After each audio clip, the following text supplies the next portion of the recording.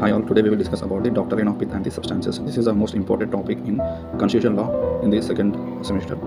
So let's try to cover the doctrine of Pith and the substances. The main objective of the Pith and the substances is, see, the central and the state both have power to make laws and both have power to make the decisions on the subjects. So center and the state, they have their own subjects to make laws. But let's assume if we have a subject on which the center and the state both try to encroach and make laws and try to pass them in the legislation. So in that scenarios, the court will determine who is more competent to make laws on that particular subject. So court will apply the doctrine of Pith and the substances.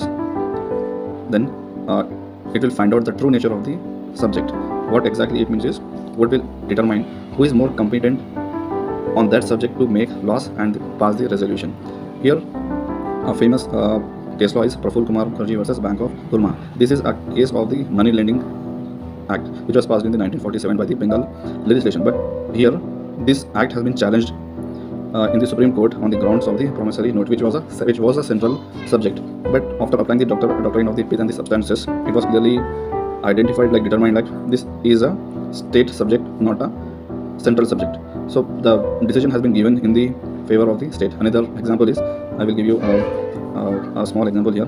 Banking is a subject related to the center, not the state. Let's assume state try to make laws on the banking.